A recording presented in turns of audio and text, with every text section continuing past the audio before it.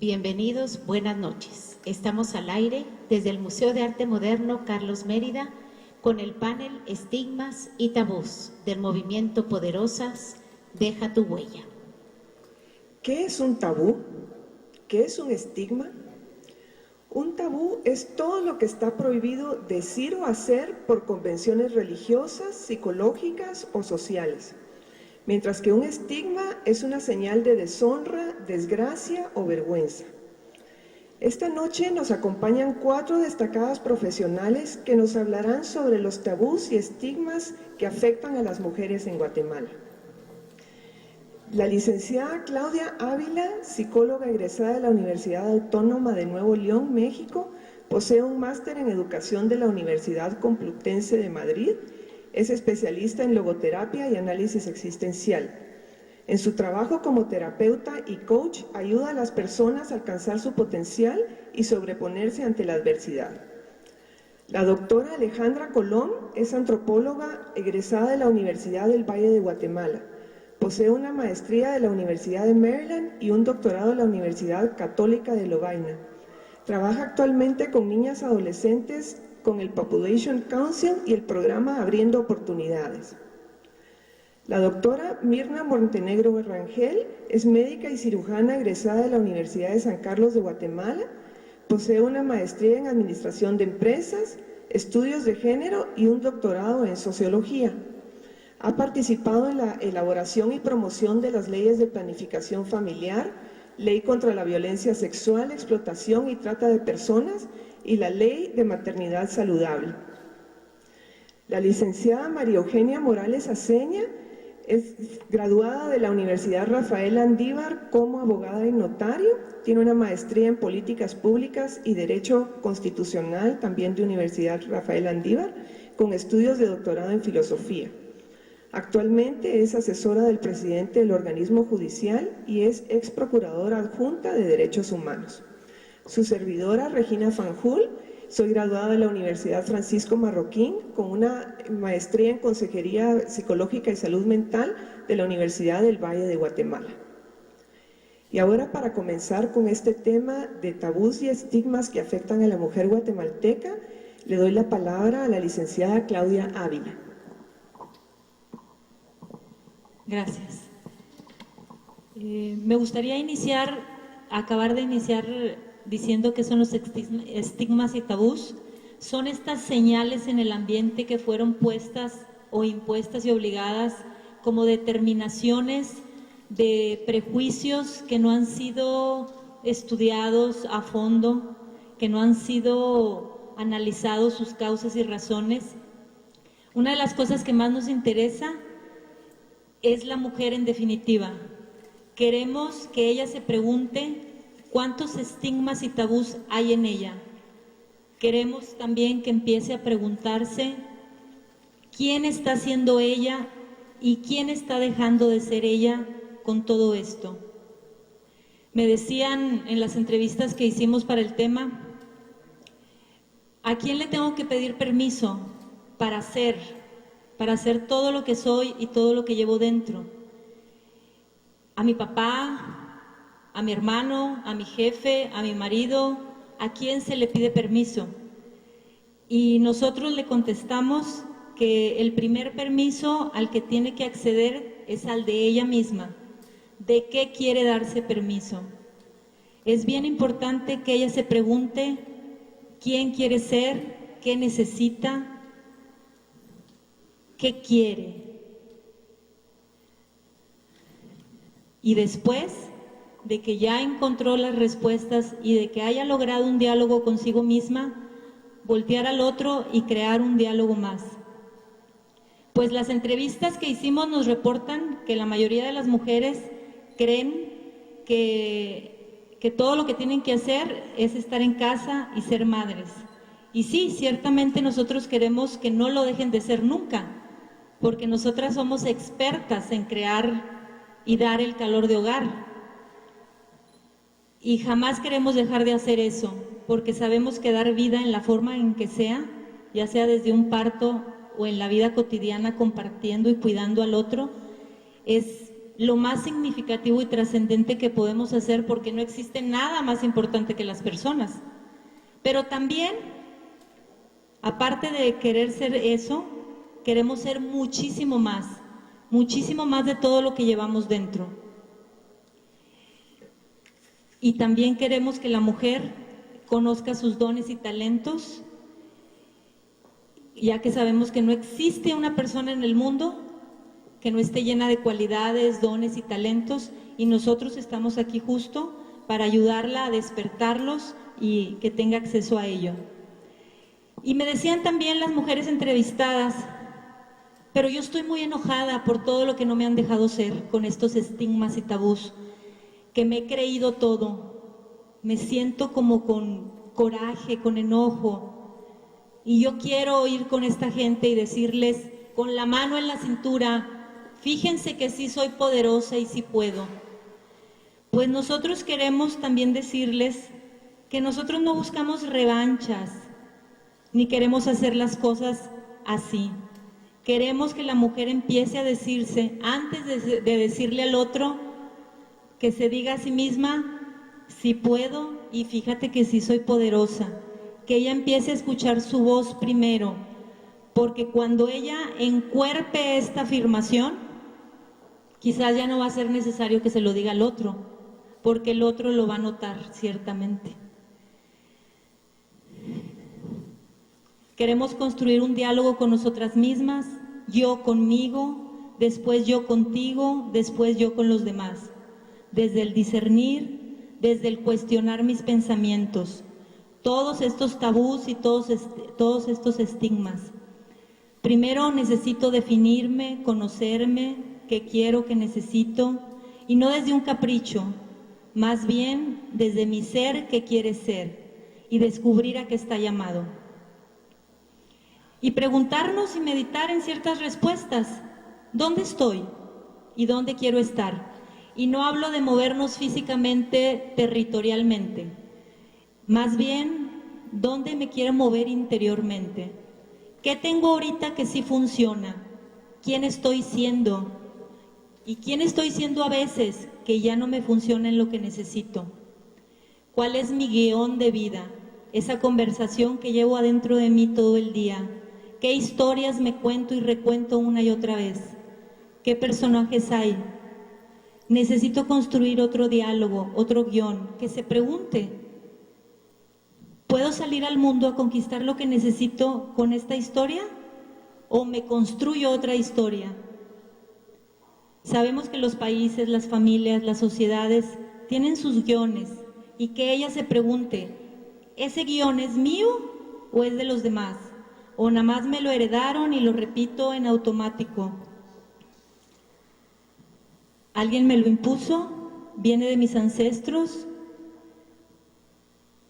¿Cuál quiero diseñar? ¿Qué personajes quiero cambiar? Hay muchas preguntas que necesitan meditarse. Pero también otra cosa que nos dijeron las mujeres fue: Claudia, pero ¿cómo podemos hacernos poderosas? ¿Cómo estas mujeres han logrado ser poderosas? Dinos la manera, ¿cómo se accede a eso? ¿Hay alguna fórmula? ¿Cómo lo lograron? ¿Qué las definió? ¿Qué hizo que consiguieran sus metas, sus sueños, sus anhelos? ¿Acaso fue la claridad de sus respuestas? ¿De todas estas preguntas anteriores? Sí. Fueron sus declaraciones lo que hizo la diferencia. Sus declaraciones de lo que querían ser y hacer. Y empezaron a preguntarse: ¿hay otra manera? ¿Hay algo más para mí? ¿Hay otra manera de hacer las cosas? ¿Cómo lograron ser poderosas? Definitivo, fue lo que empezaron a decirse a sí mismas. Eso cambió su historia. Cambiaron su vocabulario de no puedo, no tengo, no sé, por si puedo, si tengo, si quiero, si lo hago, me levanto. Empezaron a ver lo que sí quisieron creer de todos estos tabús y estigmas, y lo que ya no quisieron creer, desde la intuición y el discernimiento. Y fueron encontrando su libertad interior. Sentían que habitaba una fuerza, una esencia, una luz que clamaba querer ser expresada. Y ellas, pues sí, inevitablemente había una sensibilidad como mujeres por ahí, pero una sensibilidad distinta. Le dijeron a las emociones, bienvenidas las emociones, pero de una manera útil, práctica, me quedo con lo bueno, desecho lo malo. Simplificaron sus pensamientos y sus emociones. Se quedaron con lo correcto. Se escucharon a sí mismas y escucharon sus pensamientos, observaron sus pensamientos, la voz crítica. No la aceptaron más. Nada en contra de restar su poder. Tomaron responsabilidad y compromiso de su propia felicidad y existencia. Muchas gracias, licenciada Ávila. Volviendo un poco a esa fuerza personal, yo creo que esa fuerza personal también nos tiene que abrir los ojos a esas oportunidades que sí tenemos nosotros y a qué hace falta para que el resto de mujeres, cuando quieran salir de esas situaciones, lo puedan hacer. Y en el mundo en el que Mirna y yo trabajamos, les podemos garantizar que tenemos 1000 ideas concretas, hasta con presupuestos de cuánto cuesta lograr algunas de estas cosas, que son desafíos muy grandes y que tal vez como un colectivo, como un movimiento, sea el espacio en donde se puede lograr más, hablarlo pero también actuarlo, porque se necesitan cosas, por ejemplo, como modificar leyes. Se necesitan cosas como proveer otros servicios y se necesita otras cosas como llamar la atención a problemas y a cosas que no deberían existir, porque las leyes ya existen para que eso no pase y sin embargo sigue sucediendo. Y yo creo que ahí radica el poder, ahí radica la capacidad de trascender eso que estamos aprendiendo. Y como decía, es más difícil verlo hacia adentro, porque hacia adentro se tocan un montón de cuerdas, que son cuerdas que tal vez nos hacen retroceder a decisiones o a situaciones que hemos vivido y también nos hacen preguntar lo que nos ha pasado y lo que nos han hecho a nosotros, porque como decía antes, los estigmas se viven y se actúan. Y solo se logra resolver cuando logremos identificarlos y también tomar decisiones al respecto. Y aquí tenemos una gran oportunidad. Los mensajes que salgan de este movimiento son mensajes muy importantes que van a llegar más lejos que las voces de muchas otras mujeres. Pero las voces, pienso yo, que tienen que ser no voces prestadas del problema de alguien más, sino voces del problema que está ocurriendo alrededor nuestro. Pensemos en eso porque tenemos esa capacidad y porque no dudo que hay muchas mujeres que también lo quieren hacer. Y eso era cuando me hablaron de estigmas y tabús, dije no voy a hablar de nada que pase fuera del perímetro urbano, porque yo creo que aquí ya tenemos suficiente como para cuestionarnos. Y con esa pregunta los dejo y les doy gracias. Muchas gracias, doctora Colón. Le doy la palabra ahora a la doctora Mirna Montenegro. Pues buenas noches y muchas gracias por la invitación. En realidad a mí esto de poderosas me gusta mucho porque significa que ustedes tienen poder y no es una condición muy dada a las mujeres, normalmente es dada a los hombres. Y les puedo poner un ejemplo. Las que vivimos la segunda adolescencia nos acordamos de una caricatura que se llamaba He-Man, ¿se acuerdan? Salía con un tigre y el hombre sacaba la espada y decía, ya tengo el poder, y con eso vencía a todos sus enemigos. Entonces esto de poderosas y hablar de estigmas y tabús tiene que ver, por ejemplo, cuando hablamos de un tabú nos estamos refiriendo a algo prohibido, algo de lo que no se habla, algo de lo que está censurado. Y yo quiero hablar con ustedes de los temas de sexualidad, quiero hablar de violencia sexual y quiero hablar de embarazo en adolescentes porque son temas muy actuales que vivimos como sociedad y probablemente a ustedes las van a estigmatizar también porque una condición de una mujer poderosa no es una condición normal. Se está perdiendo como cierto patrón y entonces puede haber quienes se sientan amenazados por estas mujeres poderosas que quieren hacer cambios y que quieren generar conocimiento, porque los cambios empiezan por la información y por el conocimiento y luego por las acciones. Entonces les decía que yo quiero referirme a la sexualidad, a la violencia sexual y a embarazos en niñas y adolescentes, muy pegado con el tema de muerte materna. Como les decía, el poder tiene mucho que ver con la condición de las mujeres. Si hablamos de maternidad, la maternidad la idealizamos, se habla de la maternidad como un ideal y como un destino de todas las mujeres. ¿Qué mujer no quiere ser mamá? Ese es el contexto social. Si de repente encontramos a alguien, una compañera o colega que dice, no, a mí eso de los hijos e hijas, yo realmente prefiero esperarme o pensarlo un poco más. Recuerden cuando ustedes tuvieron su primer embarazo, realmente fue una decisión que ustedes tomaron conscientemente y que dijeron, quiero embarazarme y tener un bebé, o se casaron y entonces como se casaron hay que probar si funciona y entonces el primer embarazo viene como un don o como un regalo. Y si es la condición de la mayoría de mujeres que estamos acá, imagínense a nivel de las mujeres que no tienen un nivel educativo ni conocen sobre información, menos todavía pensar que tienen algún derecho o que tienen poder como ustedes. Y eso se relaciona mucho también con el tema de embarazos en niñas y adolescentes. Nosotras trabajamos a nivel departamental con 20 observatorios y me permito compartirles la semana pasada. Algunas de las colegas de Hualán, Zacapa, fue a dar una charla a un instituto de quinto y sexto primaria. Y luego de la charla, la pregunta fue, mire señor, entonces eso que me hace mi papá desde que yo tengo 5 años es violencia sexual, ¿verdad?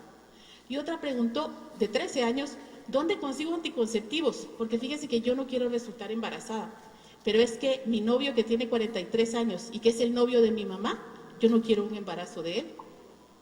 Sigamos con el tema de embarazos en adolescentes.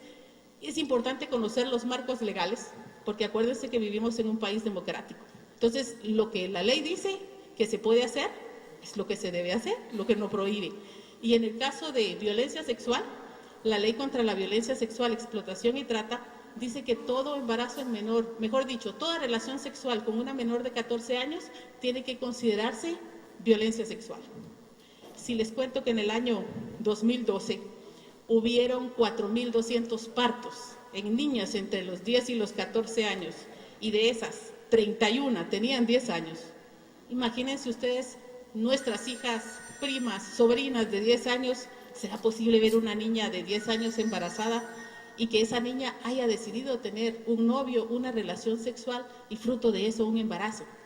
Y encima que es víctima de violencia sexual, todavía viene muchas veces la misma comunidad y piensa que como es un problema privado y como la mayoría de agresores son los papás, los abuelos, los tíos, entonces mejor guardamos el problema, no decimos nada, que nazca el bebé y luego vemos si lo inscribe la mamá, o sea, la abuela, como hijo propio.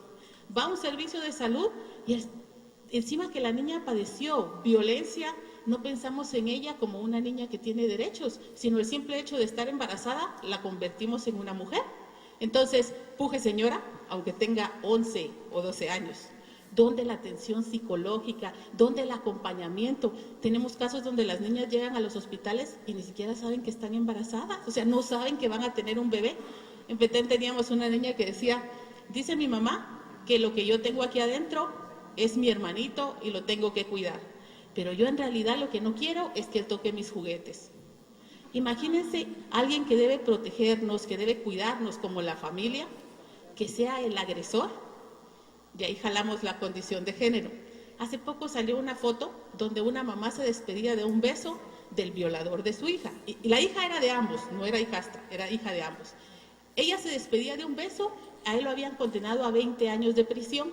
Y fue una foto que revolucionó las redes sociales y todas estábamos indignadas de pensar cómo esa señora que es mamá puede besar a ese señor que violó a su hija y que le están dando 20 años de prisión. Pero piensen también en la condición de ella. ¿Cómo le pueden pedir a ella que no reaccione así si ella vivió y le enseñaron que tiene que ser unida, que tiene que ser casada, que es hasta que la muerte los separe y que no importa la condición ni lo que la pareja le haga, es su cruz como mujer y lo tiene que aguantar? Y para cerrar, hablemos de muertes maternas. Porque si la maternidad es un derecho y tiene la protección del Estado, por supuesto que el Estado y todas nosotras tenemos que proteger a la maternidad. Sin embargo, en Guatemala somos el país donde más mujeres mueren por causas prevenibles. De 10 muertes maternas, una no se puede salvar, aquellas cuestiones complicadas en salud, pero las otras 9 sí deberían vivir. Sin embargo, Actualmente han muerto 400 mujeres de muertes maternas. Se mueren desangradas, se mueren porque el esposo no les da permiso para ir cuando tienen alguna complicación médica. O sea, tenemos mucho que trabajar en el tema de tabús y de estigmas, porque aún la planificación familiar sigue siendo un tabú, y las que usan planificación familiar hay que tener cuidado porque de repente son mala compañía. Podríamos decir también que tenemos que pensar, cuando hablamos de tabús y de estigmas, que estas son condiciones sociales que se transforman. Acuérdense que las mujeres hace 50 años más o menos que votamos, y hace 50 años nadie hubiera pensado que iba a haber un movimiento poderosas o que las mujeres íbamos a votar. Sin embargo, como condición social, por supuesto que tenemos la capacidad de reconocer que hay estigmas y tabús y que tenemos que irlos eliminando. Muy pegado al tema de estigmas está la discriminación, y somos parte de ese proceso de discriminación. Vemos una adolescente embarazada y pensamos muy coqueta, muy pispireta, nunca pensamos en la pareja, sino le echamos la culpa al adolescente. Aún en la escuela, aunque la ley dice que ninguna adolescente debe ser expulsada del sistema educativo, por supuesto que hay colegios privados e institutos públicos donde no quieren un mal ejemplo y a la niña es discriminada y la retiran de la escuela. Volvemos al aire. Estamos en el Museo de Arte Moderno Carlos Mérida con el panel Estigmas y Tabús del movimiento Poderosas, deja tu huella. En este momento vamos a cederle la palabra a la licenciada María Eugenia Morales. Muchísimas gracias. Me ha servido todo lo anterior precisamente para poder conversar con ustedes sobre mi experiencia. Yo nazco a la vida consciente de mujer luego de graduarme de abogada y ser madre de familia, cuando aquellas leyes no son para mí. Yo que fui formada en libertad y en dignidad y me encuentro precisamente con una serie de tabús y de estigmas que no eran para mí. Una mujer libre, una mujer segura de sí misma, pero que tenía graves y grandes problemas para poder desarrollarme. ¿Cómo así? Para desarrollarme como una mujer, porque el Código Civil precisamente me limitaba enormemente a representar a mi familia y se lo concedía con exclusión al marido. Entonces esas invitaciones que tradicionalmente hemos recibido como el señor fulano de tal y señora ha sido eliminado de las normas y ahora precisamente puede ir cordialmente y protocolariamente una invitación a nombre de ustedes y esposo. Eso precisamente es lo que se llama tabús, estigmas, pero además desde la construcción del Estado y del poder, que es lo que yo vengo a hablar hoy y a estimular, porque nos presentaron las realidades de Guatemala, muertes, abusos y muchas cosas que desconocemos. Y que hoy precisamente nos incluimos en el movimiento de Poderosas. No es que sea Poderosas un movimiento, ese movimiento es nuestro, porque verdaderamente somos poderosas. Damos vida, damos realidades. Y ahora podemos modificar estructuras. ¿Qué estructuras? Estereotipos. ¿Cómo nacen los estereotipos y especialmente dentro de un Estado y en las leyes? La mujer es del ámbito privado, como dijeron las compañeras. No puede ir a la vida pública. ¿Y por qué no? Cuando hemos tenido ya la gran oportunidad de formarnos como profesionales. Claro que podemos. Entonces también se ha dicho y se ha corrido la voz y precisamente entre mujeres quizá es que no tiene nada que hacer en su casa, que vaya a lo público porque ella... Así es ella, ¿verdad? Es como de lo público, así. No, ojo con eso, las mujeres somos solidarias. Que no se corra la voz que entre nosotros no hay conciencia de género. Miremos la actuación de mujeres en el poder hoy por hoy. La ley de femicidio, la ley de violencia se debe a mujeres. Guatemala es un país de tradiciones.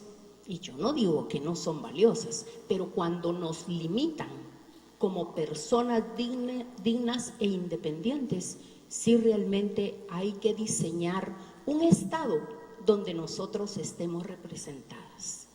Y ese diseño es a través de las políticas públicas, a través de las normas que si nos están limitando, dándonos roles exclusivos de mujer, hay que eliminarlos. Un ejemplo maravilloso es dónde estamos ubicadas en el Código Laboral, en un apartado súper especial que viene desde los romanos, en donde necesitábamos ser representadas, porque nosotros no podíamos contratar nuestro empleo en forma libre y los empleos tenían que ser acordes a nuestra situación de mujeres. Entonces estábamos en una sección y seguimos estando en Guatemala entre los menores, dentro de los ancianos y de los discapacitados, como se llamaba en aquella época. Y ahí está el trabajo de las mujeres. En el Código Civil también no nos permitía libremente desempeñar un empleo, pero sí estábamos obligadas a mantener el hogar. Eso tuvo que terminar. Eso ya no es así. Imaginémonos todas nosotras que de repente el marido te dice, ya no quiero que sigas trabajando, y un juez de familia tenía la potestad de regresarte a tu casa porque así había sido solicitado. Gracias a Dios todo eso ha terminado, pero nos queda más, aún más. Y hoy el lema de Poderosas es no solo estar conscientes de nosotros, sino de los roles estereotipados que aún nos están limitando a incidir en el país y en nosotras mismas. Yo aprendí a ser libre, pidiendo a través de la Corte de Constitucionalidad la eliminación de todas las normas que me limitaban como mujer casada. Hoy por hoy puedo administrar los bienes de mis hijos menores de edad cuando yo tenía esa limitación y el único que administraba era el esposo. Hoy quiero también transmitir a ustedes cuál es el principal desafío de todas nosotras. Es acceder al poder, porque a través de las políticas públicas, tanto Mirna con la licenciada Colón, la doctora Colón, nos han dicho, es necesario incidir en eso para tener otra clase de país. Somos dadoras de vida, somos dadoras de destinos y hoy Poderosas nos está sirviendo la mesa para decir, unámonos, esto es maravilloso. Para mí hoy representa una oportunidad maravillosa en donde nadie nos está preguntando, tú eres abogada, tú eres profesional, nadie, tú eres mujer. ¿Quién de nosotras conoce lo que es el derecho de pernada? ¿Qué es eso? Sucedió en las fincas hace muchos años. Las quiero volver a la realidad. El derecho de pernada aún se sigue dando y se sigue dando muy cerca del puente Balice. El derecho de pernada nada más ni nada menos es el ofrecimiento que hace el padre de su hija virgen para el patrono, para el dueño de la finca, para que sostenga su primera relación sexual. ¿Qué es eso? Es la cosificación de nosotras las mujeres. Es ser objetos sexuales. Pero nuestro principal desafío también lo constituye la cultura. ¿De qué nos ha servido el derecho de voto, como dijo la doctora Montenegro, si no estamos cambiando realidades? Esa realidad solo la cambiamos ante estos hechos dramáticos que siguen sucediendo, como las violaciones de los mismos padres y familiares cercanos de las niñas, con la cultura. Cuando Mirna nos relataba esta foto trágica, yo también me preguntaba, ¿y por qué la mujer no va a actuar así?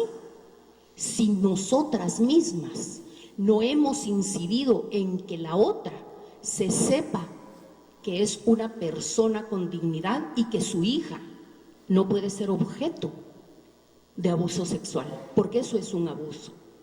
Hoy Poderosas representa la libertad de hacer. Hoy Poderosas significa la solidaridad y la unión de esfuerzos Probablemente nosotros no podemos transmitir ni hacer lo que las compañeras pueden, pero uniéndonos, no solo con la participación activa desde nuestro lugar, sino que además nuestro compromiso con nosotras mismas. Yo aprendí desde el derecho a ser libre y a ser digna, pero eso no basta. Mi generación está comprometida con un país entero, con una generación también del futuro, como son todas las niñas, para cambiar este país. Eso es poderosa, pero no desde una perspectiva individual. Unámonos. Yo platicaba con Verónica Riedel el primer día que nos conocimos y me pude identificar con ella cuando me ha contado que una obra que ella había hecho se sentía como un pez dentro de una caja, algo así, y me relataba que ella quería salir de esa caja. Esa caja era la sociedad y ella necesitaba con su aleteo romper esa caja. Rompamos nosotros esos estigmas, rompamos los tabús que las mujeres somos de lo privado, que no podemos acceder a lo público. Nosotras podemos y debemos eliminar los roles y los estereotipos que aún están en la ley y en las estructuras de familia. Lo que más perjudica a nosotras es precisamente la formación que viene del hogar. Somos transmisoras del machismo y de esos estereotipos. Me encanta la noche de hoy. Verdaderamente, creámonos que somos poderosas por este país y por las mujeres en Guatemala, que somos la mayoría. Bravo.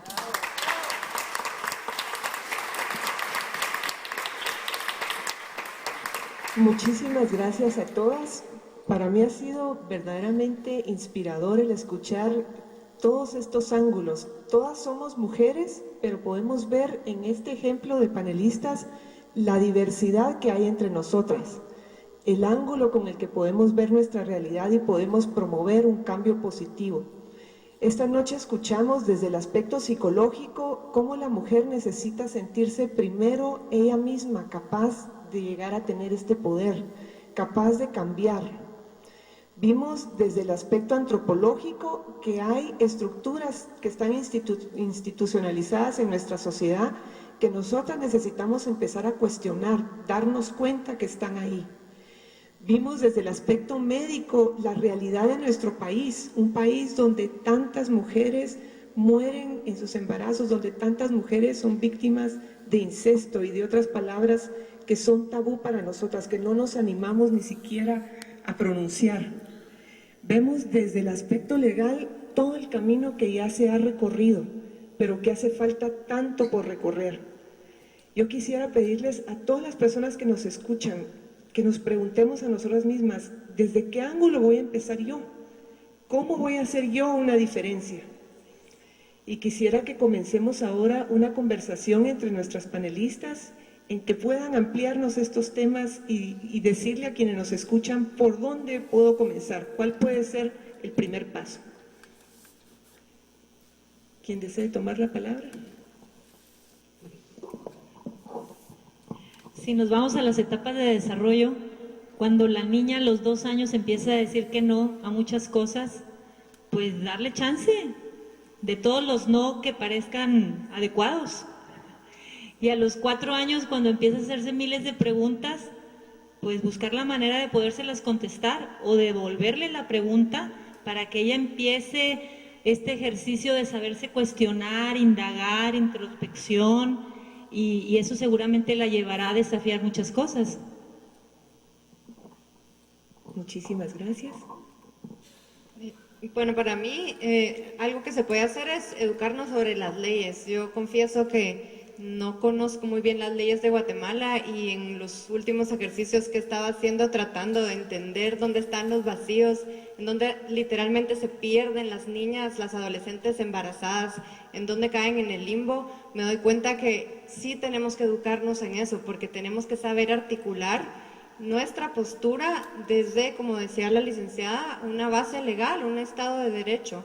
Y querer ser ciudadanas no nos hace querer ser mejores que nadie, simplemente es nuestro estado de ciudadanas. Y entonces cuando digan, es que ahora tú quieres ser mejor que los hombres, no, las leyes en Guatemala deberían permitirnos la equidad y en esa equidad todos estar tranquilos. El problema es que la equidad provoca incomodidad a muchas personas, hombres y mujeres, porque en los hombres pues tal vez cuestiona el acaparamiento de ciertos espacios y en algunas mujeres cuestiona una condición que tal vez ya aceptaron para vivir el resto de su vida, entonces se hace incómodo. Para mí, que soy antropóloga, cada vez siento que hay que acercarse más también a entender las leyes, las cuestiones legales, y ya entendiendo esos vacíos, ver en dónde nos ubicamos y dónde desde nuestra profesión podemos actuar y trabajar y aceptar ese reto, porque a veces uno se ilusiona con hacer algo, una campaña muy linda en donde todas las niñas estén felices y sonrientes, pero tal vez nuestro lugar no es ahí, nuestro lugar es un lugar donde tenemos que trabajar más duro en una trinchera que es desagradable, haciendo cabildeo, yendo al Congreso, cuestionando tal vez a nuestros amigos diputados sobre ciertas cosas, y ese es el lugar en donde toca actuar. Entonces hay que ubicarse, pienso yo, y hay que entender desde lo legal hasta dónde podemos llegar, y cuando eso topa, ¿qué tiene que cambiar? Y pues yo creo que tiene que empezar el trabajo propio e interno, porque es más fácil dar lo que se tiene adentro. Y como hay muchas cosas en que hemos sido formadas como mujeres, tiene que empezarse con una reflexión y un análisis interno de cómo estoy, si me siento bien, si hay algo que quiero cambiar, y luego eso que voy descubriendo, en el caso nuestro, que lo que trabajamos es salud sexual y reproductiva, educación sexual a adolescentes, uno empieza con el cambio individual y lo traslada a la familia, que es el vínculo más cercano que tenemos. Y en el caso de Poderosas, luego lo trasladamos a planes y acciones concretas y a lograr resultados, porque a veces los problemas son grandes o las situaciones son difíciles y nos desanimamos y nos ponemos metas muy altas. Entonces es mejor como movimiento tener objetivos y acciones concretas, porque así nos vamos a animar cuando las vayamos alcanzando, y eso nos da más fuerza para seguir con otros retos. Quizás nos sirva de respuesta el principio de no repetición. Lo que le pase a uno mismo o le pasa a otra persona con una historia conocida, que no vuelva a suceder, porque eso es dolor, porque eso es destrucción, porque eso es mitigar lo que es la voluntad de las personas. A mí me parece maravilloso que si alguna de las personas que nos escuchan, de las compañeras, ha sufrido algo en este país, pues que luchemos por quitar esa barrera, ese obstáculo o ese impedimento que le ha hecho ser feliz. Todas venimos al mundo como producto de amor para ser feliz y tenemos una incidencia en nuestros destinos y en el futuro que es incalculable. Es un bien maravilloso el servir. Yo sí creo en el poder de nosotras las mujeres, y unidas aún es más. Hay tanto que hacer. Desde la perspectiva de las leyes no es solamente entender las leyes. Tenemos que saber que son una herencia del derecho romano. Tenemos que saber, como dijo la doctora Colón, que son los diputados. Diputados, no se está mencionando diputadas, diputados los que nos recetaron ese tipo de reglas en lo que todas las ciudadanas nos debemos de conducir. No están presentes las niñas. ¿Por qué? Porque nosotras, las mujeres, no hemos decidido que estén. Este país no tiene políticas de inclusión de mujeres. Veamos las instituciones. Antes habían 2 magistradas de Corte Suprema. En lugar de ir para adelante, nosotros vamos retrocediendo. Hoy tenemos una. ¿Y por qué tenemos juzgados de femicidio? ¿Por qué los tenemos? Porque una mujer, que es esta magistrada, lo impulsó. Ojo, ¿por qué hay más detenciones de violadores? ¿Por qué? Porque hay una fiscal mujer. Se diga lo que se diga, y que a cada una de nosotros nos parezca qué tendencia política tiene, es mujer. Y si algo hay ahorita, es de que está cambiando el derecho de las mujeres, especialmente de las niñas, no digo todo. Acá en Guatemala tenemos el corredor de la muerte, salió publicado. ¿Quién de nosotras se interesó?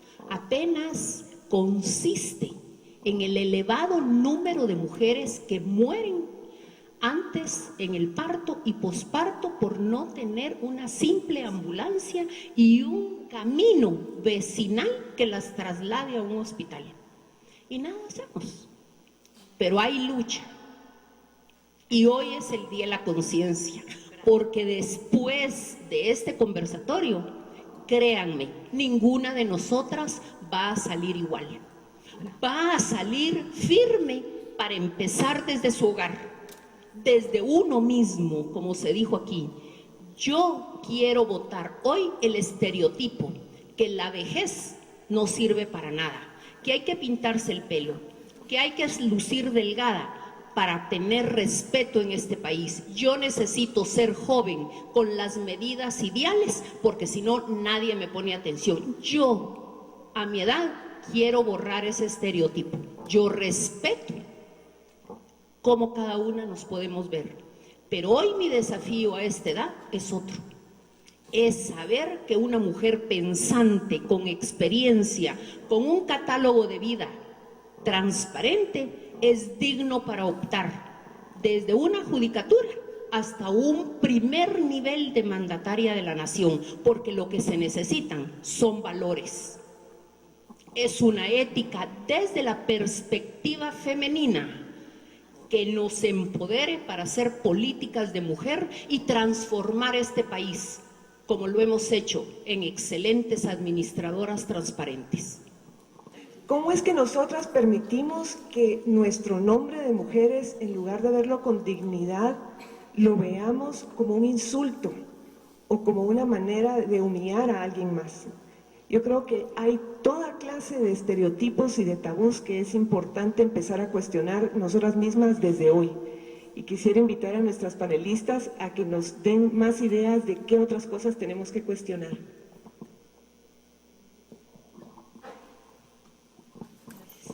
Yo creo que una de las primeras cosas es el lenguaje que usamos, porque así como el lenguaje describe la realidad o las realidades, el lenguaje también crea la realidad.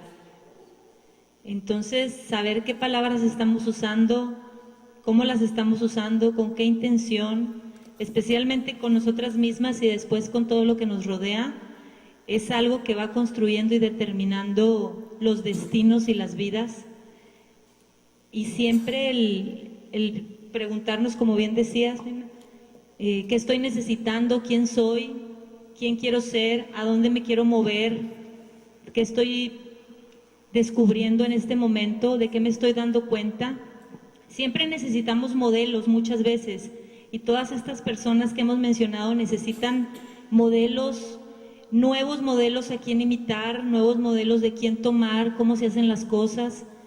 Y es una gran oportunidad que existan estas mujeres brillantes para nosotros tomar ejemplo de ellas. Para mí, una de las cosas que tenemos que incidir es que verdaderamente hay oportunidad de educar a las niñas. Eso te da libertad. A mí que no me vengan a recetar que tengo que tomar anticonceptivos, que me tengo que ligar, que me tengo que casar o no casar. Yo, cuando tenga educación, verdaderamente voy a definir mi vida. Yo no tengo por qué ser parte de una política pública que me diga que voy a ser peinadora, que voy a ser ingeniera, que no voy a casarme o que me voy a casar. A mí se me dio el ser para ser una mujer libre y propia, para ser única e irrepetible. A mí que no me imponga nadie lo que tengo que ser. Yo soy la que soy poderosa de mi destino y así quiero ser. Y como yo lo fui, lo quiero para todas las mujeres, para romper barreras, estereotipos, y lo único que necesito es la solidaridad de más mujeres.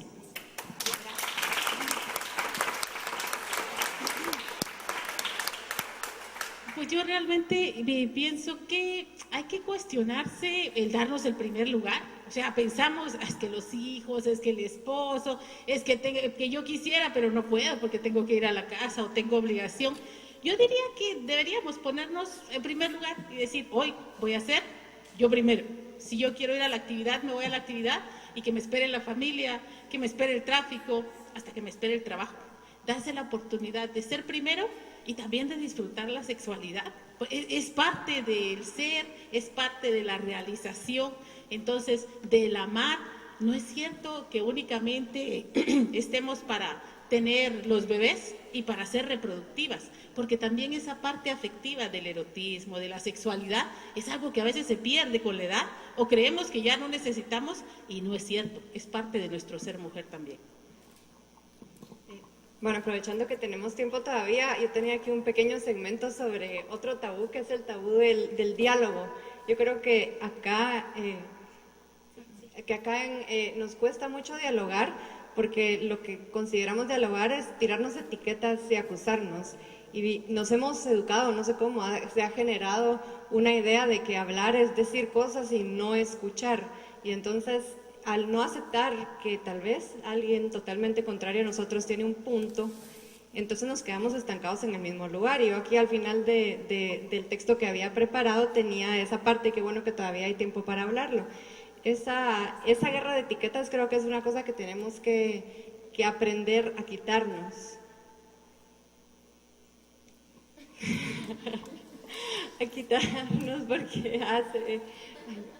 porque hace que no podamos avanzar en llegar a esas soluciones. Y por ejemplo, ¿sigo o no sigo? Sí. Bueno, y por ejemplo, el otro día que estábamos hablando sobre no quiero la etiqueta de feministas, pero yo no sé quién ha leído un texto feminista y no sé si alguien ha leído algunos textos que sí le hablen a ella y que le resuenen. Y ahí hay un mundo, hay un grupo de feministas que están luchando por causas que tal vez se parezcan más a nuestras causas que lo que nosotros nos imaginamos, pero la etiqueta es lo que nos separa. Entonces, si vemos el estigma como una etiqueta, yo creo que las etiquetas acá en Guatemala son algo que hay que abordar también. ¿Qué es lo que nos da miedo de las etiquetas de otras personas? ¿Y qué pasaría si por un momento solo escuchamos las ideas sin asignarle un título a la persona que lo está diciendo? Y eso era como el mensaje que quería dejar, porque yo pienso que no hay que reinventar muchas cosas, muchas ideas ya están, muchas acciones ya están, lo habíamos hablado con Nicté también, ya hay tantas acciones afuera que están llevándose a cabo, que el poder también del grupo es hacer esas alianzas. Y volviendo a la capacidad que tienen de convocatoria, es un espacio en donde se podrían articular muchas cosas si dejamos por un lado la etiqueta y nos enfocamos en cuál es el objetivo final, como decía la licenciada, ¿verdad? Realmente lograr ejercernos plenamente como mujeres en un estado en donde todos deberíamos tener la misma oportunidad.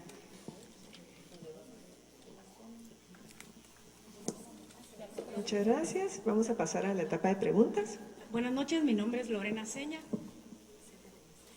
Yo les quería felicitar porque este movimiento se ve muy bueno y yo les quería decir que yo estaba trabajando en otra asociación de mujeres y que estos estigma también de que solo en el campo y en esos lugares hay violencia contra la mujer, eso no existe, también existe a nuestro nivel y existe fuertemente. Incluso nosotros hicimos una investigación de que incluso en la adolescencia, en colegios, ya hay violencia entre adolescentes y se hace a través del celular. Así que yo les aconsejo que miren a sus hijas, porque el novio ya está allá, ¿dónde vas a ir y qué te vas a poner?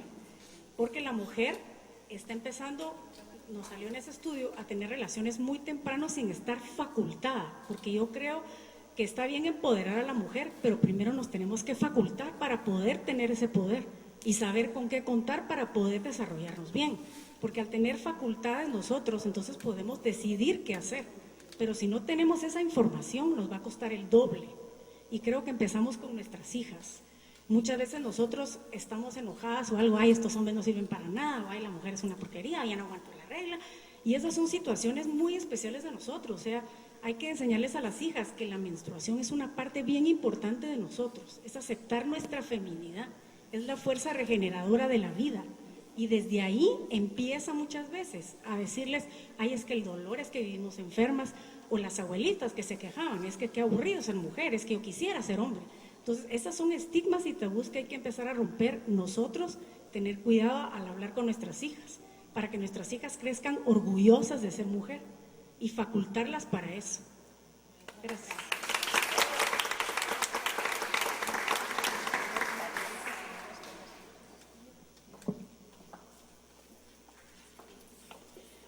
Buenas noches. Yo tenía una pregunta para Claudia acerca de lo que se habló del diálogo interno.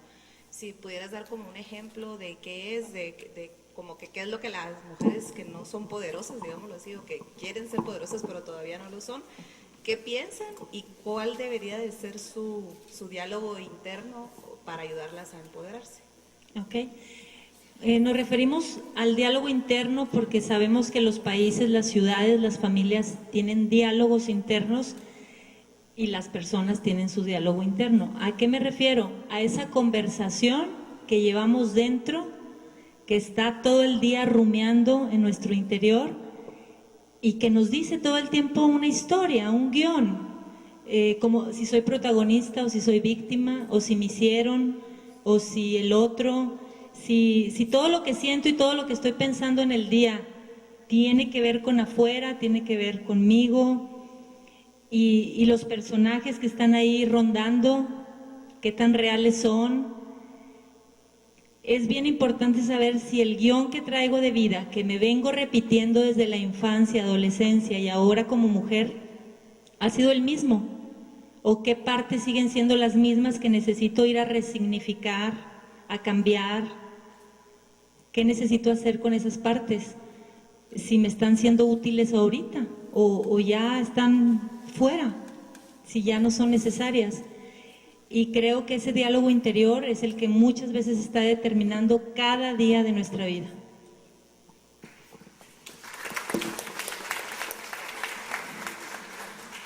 Buenas noches, mi nombre es Sofía y tenía una duda en cuanto con lo relacionado al embarazo juvenil y cómo lo ampara la ley. Entonces, yo estaba haciendo un trabajo y resulta que leí que el artículo 52 ampara la maternidad y dice que el Estado tiene la responsabilidad o el amparo sobre las nuevas madres y de cumplir todos los derechos y obligaciones de ellas.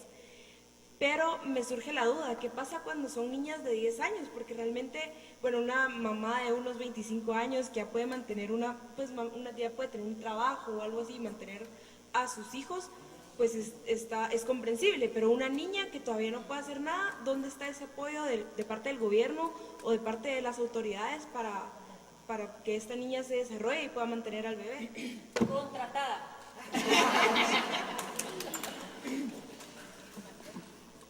Bueno, yo puedo hablar, del derecho a la licenciada. Yo les puedo hablar de lo que pasa actualmente.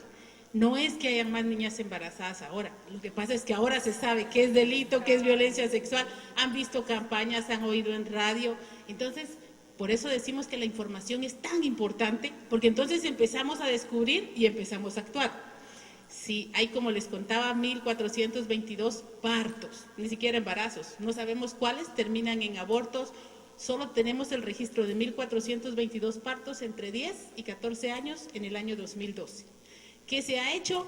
Se ha empujado un proceso de la definición de una ruta para que la niña le hagan cesárea en el hospital, se notifique el caso, se vaya al Ministerio Público, a la PGN, el Ministerio de Desarrollo cree programas para atender a esas niñas porque obviamente necesitan protección social.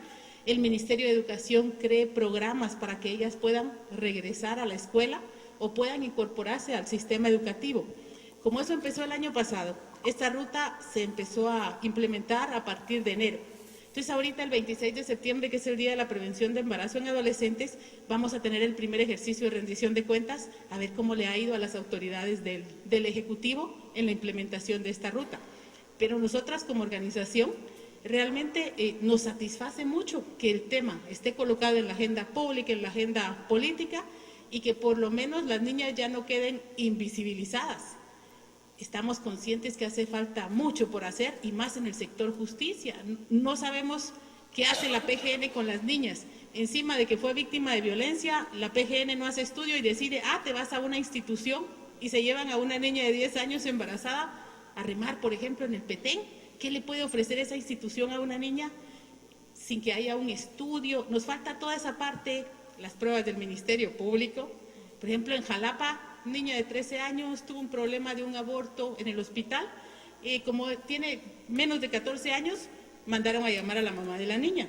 Pero la mamá no quería llegar porque la niña hacía 1 año y medio que vivía con un niño de 16 años en la casa de los suegros. Entonces, se da el problema en el hospital y bueno, ¿y qué hacemos con la niña? Vino la PGN y lo que resolvió es, aquí está el acta, usted es papá del niño de 16 años, fírmenme aquí que el niño ya no se acerca a la niña. Y usted, mamá, que no quiere a la niña, usted se la lleva porque es su responsabilidad. Entonces salimos de una cosa y entramos en otro círculo que hay que trabajar, que es todo el sector justicia. Pero en resumen, sí se ha avanzado en la identificación de los casos y por lo menos ofrecer medidas mínimas a la niña, que no se te muere en el hospital, que pueda entrar algún familiar con ella a la atención del parto y por lo menos bolsas seguras, hasta donde sabemos es lo que actualmente les están dando.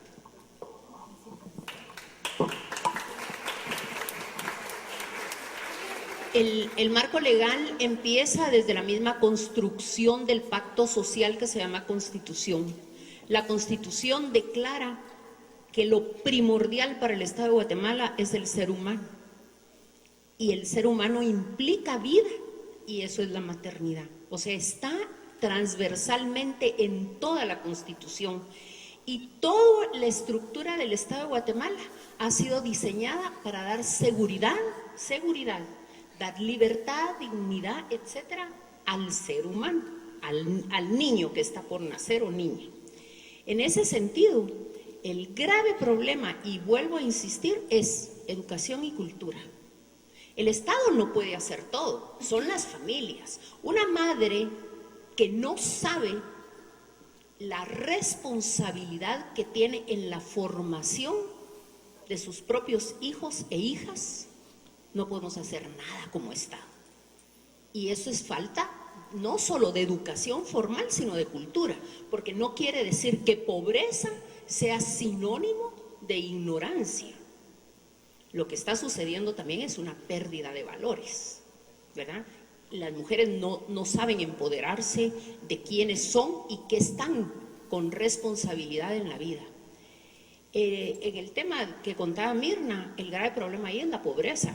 Cuando las hijas se van, bendito sea Dios, un plato más de frijoles, una persona menos en la cama, porque duermen 4 y 5 en la misma cama, y en el mismo ámbito, ahí se come, ahí no se baña, ¿verdad? Ahí se come, ahí se duerme, ahí se recibe la visita, ahí está el perro, ahí se cocina, etc. Entonces, una que se va, qué bendición, hay algo más para el resto. Sí debemos exigir al Estado a través de los programas sociales, porque la Constitución es muy buena, muy buena, es humanista, es el primer pacto que se dio en Guatemala tomando en consideración los diferentes sectores, por eso está pueblos indígenas y todo. Lo que sí nos hace falta es esos programas que sean realidad. Yo recuerdo la última mujer que incidió en políticas, fue una trabajadora social como directora de bienestar social hace muchísimos años.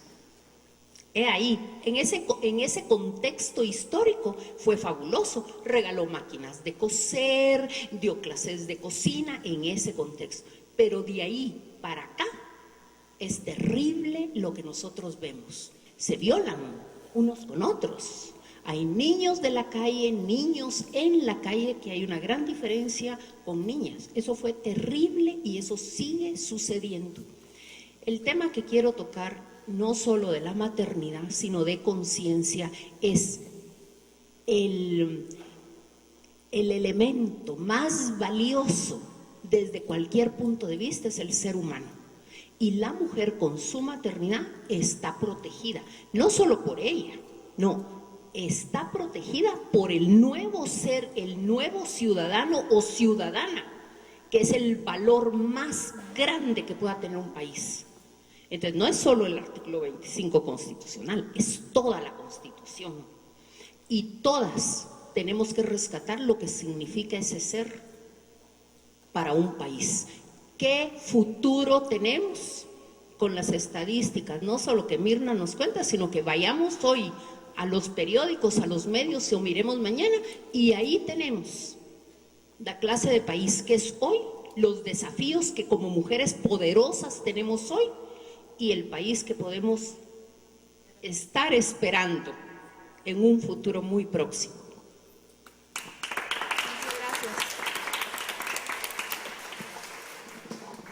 Buenas noches, mi nombre es Ana Ponce y quiero felicitar a todas las panelistas y a Regina, la moderadora.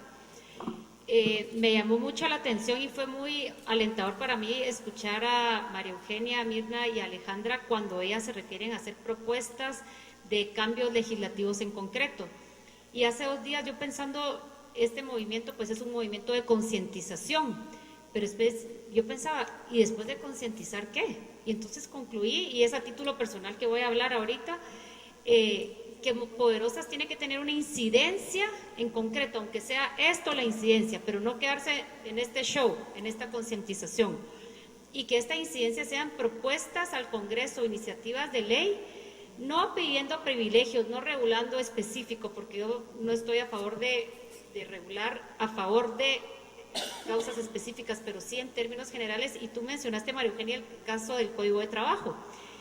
Y una realidad que vemos es que la mujer se educa, va a la universidad, consigue aquel magnífico trabajo, se casa, empieza a tener hijos, entonces deja el trabajo, porque si estás bajo un régimen laboral, tenés que cumplir las 8 horas, y si no, pues entonces por atender a tus hijos, y como decías tú, es prioridad, ¿verdad? Es nuestro instinto maternal, y no queremos familias desintegradas, hijos descarriados por ser magníficas, profesionales, ejecutivas, lo que sea.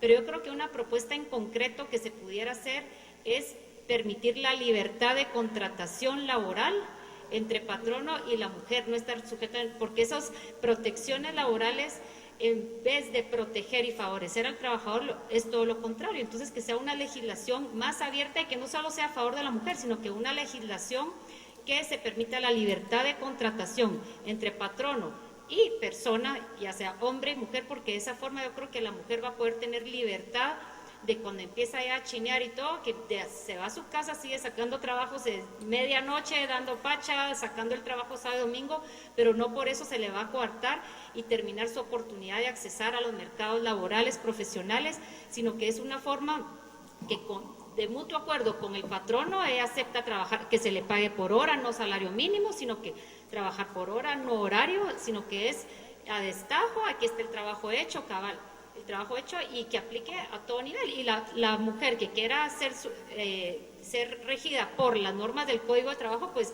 ya es opción, pero dar una libertad, y esa libertad que sea tanto para hombre y para mujer, y yo creo que todo lo que es el mercado laboral va a incrementar tremendamente en una forma productiva, porque por esa libertad de contratación y no tener esas limitaciones que se tienen hoy día. Y así como esto, yo creo que después podemos ir bien, creo que deberíamos de crear una comisión de asuntos específicos, una comisión legislativa para ir viendo qué propuestas son las que se deben de ir analizando, y ya que tenemos muy pocas diputadas en el Congreso, pero por aquí veo unas caras que a lo mejor algún día tenemos, pero yo creo que pudieran ser iniciativas presentadas por el movimiento Poderosas, con todo el apoyo y la solidaridad que tú mencionabas, y a ir a hacer ese tipo de presión en las batallas legislativas que podemos ir viendo por todos los temas que han tocado ustedes aquí. Y también vamos a ver después de los otros paneles cuáles son las conclusiones, dónde es que la mujer necesita un refuerzo, mejorar cierta legislación, y qué mejor si es en general, ¿verdad?, para el ser humano, que es hombre y mujer.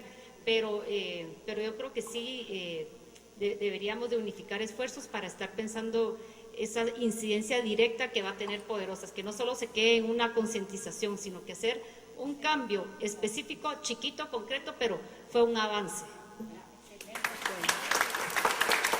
A mí me parece maravillosa la reflexión tuya, especialmente porque hay otras formas de trabajo que convienen a las mujeres. Una gran conquista para las mujeres hace años fue la institucionalización, la obligación que los centros de trabajo tuvieran guardería. Ojo, nadie lo cumple.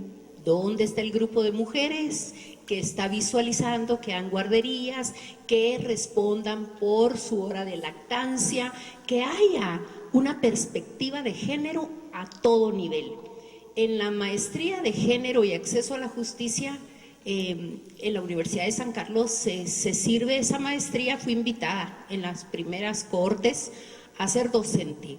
Y salieron las primeras juezas de femicidio, mis alumnas, que pusieron en práctica inmediatamente lo que estaban razonando, porque es razonar, y respetaron el derecho postnatal de las recluidas, de las privadas de libertad. Una de ellas, muy joven, y que ahora es jueza de femicidio, acababa de dar a luz la privada de libertad y instaló el tribunal en la cárcel para que ella pudiera respetar su lactancia, para que tuviera la tranquilidad de vida y no enfrentar un juicio y trasladarse, etcétera. Esas son las perspectivas de las que hablamos en toda la transversalidad. Y es precisamente que hoy por hoy, en todas partes del mundo, se ha ganado un espacio que nos conviene a las mujeres. Trabajar desde tu ámbito, desde tu casa, como tú lo decías, es por producto y se envía el trabajo y no te desplazas, no gastas en traje, en pintura, pagando quien te cuide los hijos, etcétera. Entonces hay que impulsar un trabajo de medio tiempo, incluso de horas extraordinarias, como extraordinarias, como tú decías, se acuesta todo tu día, lo inviertes en lo normal, pero eso sí, las horas que tú puedas desarrollarte, porque a mí me pasó, tienes un apetito intelectual increíble, fuiste al colegio, te graduaste, fuiste a la universidad, estás una maestría y de repente, que no es malo, como dijo las compañeras, a educar y a criar, no, pero tienes ese apetito y en las etapas que te va dando la vida, las quiero invitar, porque las mías son muchas,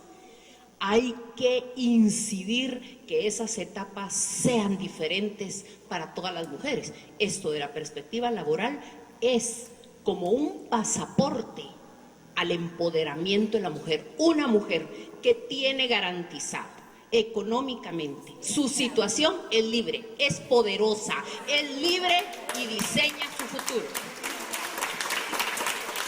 Pero, por ejemplo, jóvenes que han logrado ahorrar y comprar sus terrenos y tener títulos a su nombre, y eso las protege.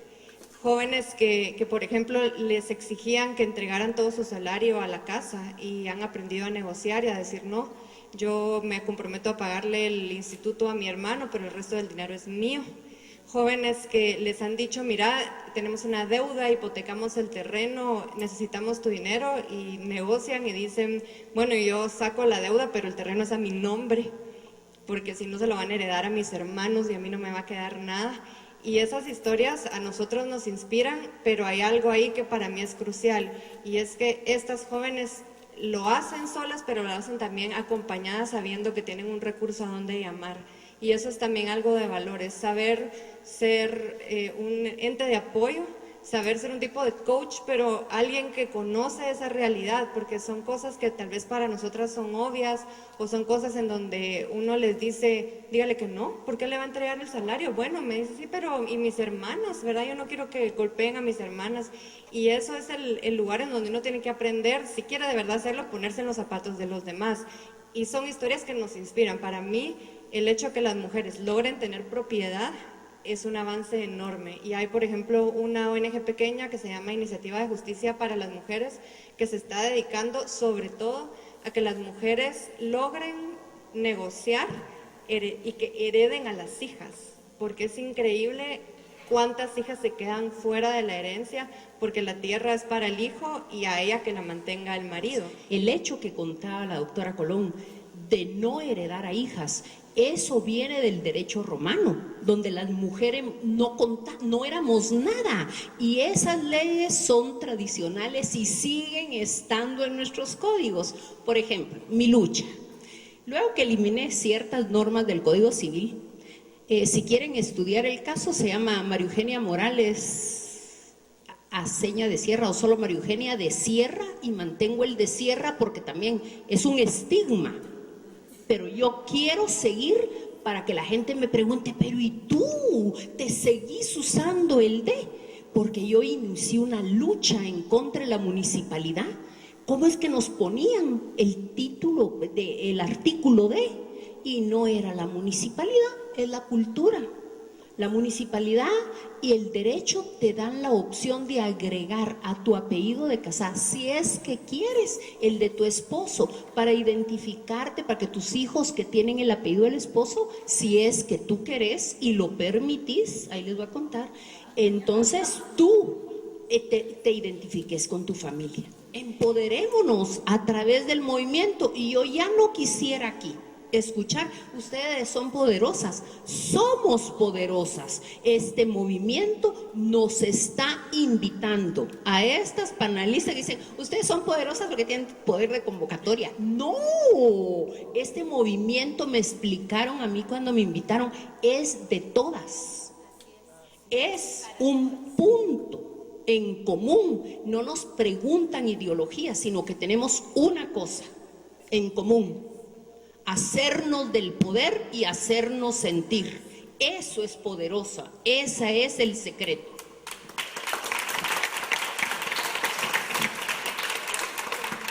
Solo quería decir que nosotros tenemos tabúes y estigmas, porque solo porque parecemos tener poder, lo cual no tenemos tampoco, ya estamos poniendo un estigma, ¿verdad? Entonces nosotros somos iguales a todas las sufridas, porque sufrimos nuestra cruz igual, en otra forma, pero lo que quería nuestro movimiento y lo que quiere es realmente ayudar a unirnos a todas las mujeres, a las más pobres, a las más ricas, a las más sufridas, todas, porque solo unidas vamos a poder llegar a algo. Entonces, no tengamos estigmas con nosotras mismas.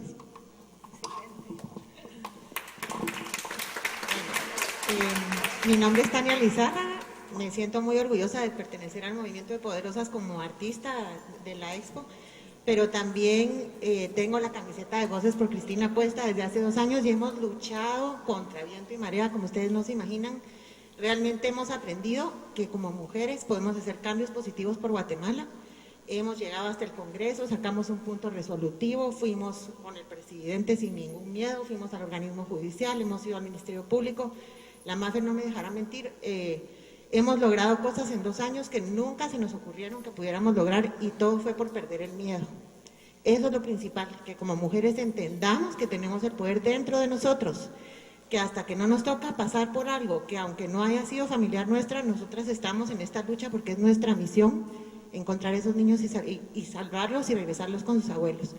Pero de verdad yo lo que quiero darles como testimonio es que a raíz de estos 2 años hemos aprendido que está en nosotros el poder lograr lo que nosotras querramos, y que la gente está temblando con lo de Poderosas, porque de verdad, si con Voces, que no hemos logrado tal vez una expo así donde estemos 90 mujeres, pero digamos hemos logrado otras cosas, realmente la gente ya dice las de Voces por Cristina, o sea, ya es como un respeto de lo que se ha logrado.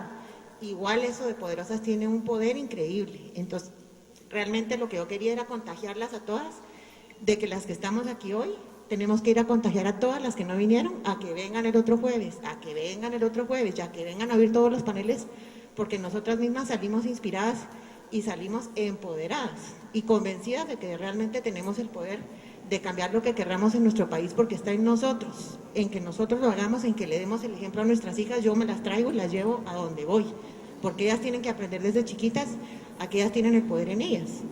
Entonces los invito a que contagien a todos los demás que no hayan venido, cuenten en sus redes sociales, cuéntenle a sus familiares, porque a veces nuestras familias son las que más cuesta que vengan. De verdad yo lo entiendo porque a nosotras nos pasa, pero encarguémonos de contagiar a todos los demás, porque esto es de todos y es por el bien de nuestro país y de nuestros hijos y de nuestro futuro. Así que muchas gracias. De verdad yo salí empoderadísima, venía con un montón de issues en la cabeza y salí, o sea, recargada. Y de verdad les doy las gracias a todas porque me recargaron cada una en diferentes aspectos, y le doy las gracias al movimiento y invito a que vengan más. Gracias. Sin ustedes esto no sería posible. Ustedes son la voz de tantas mujeres. Eso es lo que necesitamos, voces, hablar fuerte. Gracias por acompañarnos al público. Gracias y buenas noches. Y si tuvieran más comentarios, dudas, necesidad de apoyo, existe el sitio de internet www.poderosas.org, en donde están invitadas a pertenecer.